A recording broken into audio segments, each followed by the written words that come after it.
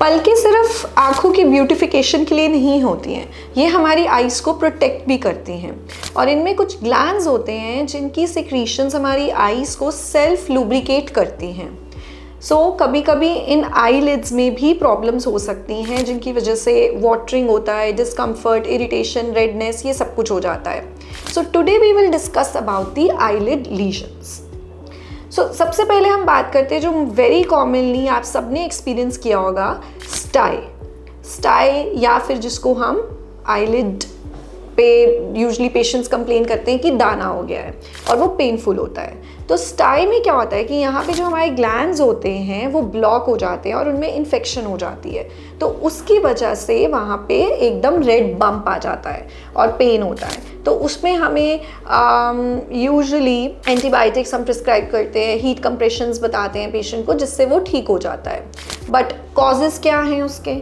Causes में कई बार आता है कि अगर अनकरेक्टेड रिफ्रैक्टिव एरर है, पेशेंट को चश्मे का नंबर है वो नहीं लगा रहे हैं, वो स्ट्रेन कर रहे हैं आइज़ को और अपनी आइज़ को रब कर रहे हैं विदाउट हैंड वॉशिंग, या कहीं पे भी हाथ लगाया और फिर अपनी आइज़ पे हाथ लगा लिया, तो वहाँ पे लिड्स पे इन्फेक्शन हो जाता है और जिसकी वजह से वहाँ पे बम्प बन जाता है। Another problem is a chalazion. Now, what happens in the chalazion is आपकी eyelids पे होते हैं मेबोमियन ग्लैंड्स। मेबोमियन ग्लैंड्स की जो सिक्रीशंस होती हैं वो आई को लुब्रिकेट करती हैं। अब वो ग्लैंड्स की होती हैं डक्ट्स, जो यहाँ एकदम एज ऑफ द लिड पे ओपन हो रही होती हैं। अब वो डक्ट्स हो जाती हैं क्लोज। इन्फ्लामेशन भी हो सकता है या फिर अगेन कोई डस्ट पार्टिकल्स थे, वहाँ इन्फेक्शन हुआ, उसके बाद वो क्लोज हो गई। अब जब वो क्लोज हो जाती है तो सिक्रीशंस बाहर नहीं आ रही, अंदर ही रह रही हैं, अंदर रह रह के वहाँ पे एक्यूमुलेट हो रही हैं और एक्यूमुलेशन जब हो जाती है तो एक अच्छा खासा बम्प बन जाता है आईलिड्स के ऊपर। तो कभी कभी वो इन्फ्लेम्ड भी होता है, पेन होती है, जो फिर सबसाइड कर जाता है if we give antibiotics to the patient या हीट कंप्रेशन से, but that bump will not go. Redness जो होती है इन्फेक्शन की वजह से वो चले जाएगी, but bump will not go. And इसी तरीके से हम डिफ्रेंशिएट भी कर पाते हैं बिटवीन स्टाई एंड चलाजियन। तो चलाजियन का ट्रीटमेंट देन इज सर्जिकल। उसमें हमें फिर आँख के अंदर से यानी अंडरनीथ योर लिड के अंदर से हम एक इंसिजन देते हैं और वो सिक्रीशंस जो सारी इकट्ठी हुई हैं उनको हम बाहर निकालते हैं and then that incision heals itself और वो जो चलाजियन बम्प आ रहा होता है वो भी हील हो जाता है। अनदर लीजन जो हो सकती है वो होता है ptosis. Ptosis is basically drooping of your eyelids, यानी आपकी जो पलक है normally it is covering 2 millimetre of your cornea ऊपर से, बट टोसिस में क्या होता है वो नीचे आ जाती है। Now it's covering more than 2 millimetre of cornea. और ऐसे में क्या होगा, अगर ज़्यादा टोसिस हो गई तो पेशेंट के प्यूपिलरी एक्सिस में भी आ जाएगा, विजुअल एक्सिस में, और उसको दिखना भी कम हो जाएगा। प्लस कॉस्मेटिकली तो obviously it does not look good. तो इसके लिए बहुत सारे कारण होते हैं टोसिस के। नर्व पैल्सी हो सकती है टोसिस, एज रिलेटेड टोसिस तो रहता ही है बेसिकली, एंड कंजेनिटल भी होता है, जब बच्चे पैदा होते हैं उनमें भी हो सकता है। तो इसका ट्रीटमेंट कोई मेडिकेशन नहीं है, ये सर्जरी से ही ठीक होता है। यहाँ पे जो मसल है जो हमारी लिड्स को नॉर्मल अपने लेवल पे मेंटेन कर रहा है, वो मसल जो है वो पैरालाइज हो गया या उसकी नर्व सप्लाई ख़राब हो गई, जिसकी वजह से अब वो लिड को ऊपर खींच के नहीं रख पा रहा और लिड जो है नीचे गिर जाती है। तो इसी चीज़ का फिर ऑपरेशन होता है जिसमें उस मसल को हम रिपेयर करते हैं। Another problem that can happen in your lids is entropion.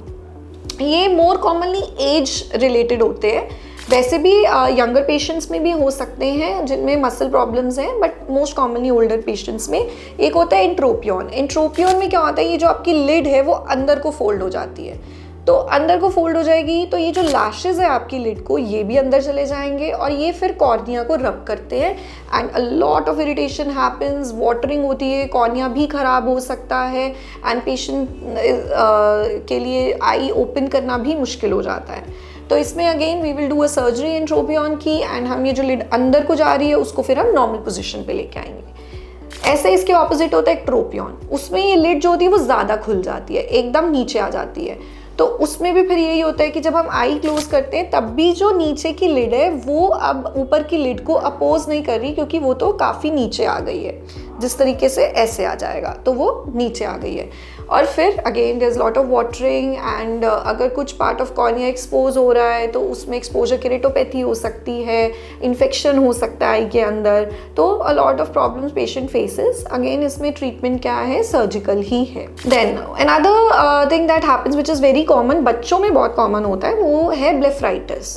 अब ब्लेफराइटिस में इन्फेक्टिव ब्लेफराइटिस होता है जिसमें कि बेसिकली कई बार क्या होता है कि आइज़ के यहाँ पे इन्फेक्शन हो जाती है। आपने देखा होगा पाउडरी वाइटिश मटेरियल ये जो लिड्स पे हमें मिलता है, कई बार पेशेंट्स खुद ही कंप्लेन करते हैं इस चीज़ का, तो ये ब्लेफराइटिस होता है। तो इसमें क्या हो सकता है कि इन्फेक्टिव हो सकता है ये, उसके लिए अगेन एंटीबायोटिक ट्रीटमेंट देना पड़ता है। और कई बार क्या होता है सिबोरिक होता है जिसमें कि जो डैंड्रफ होता है हेड पे वो आई लैशेस पे फॉल करता रहता है और उसकी वजह से वो यहाँ पे जो लिड है, स्किन है, वो ख़राब होती है, इन्फेक्शन भी हो सकता है।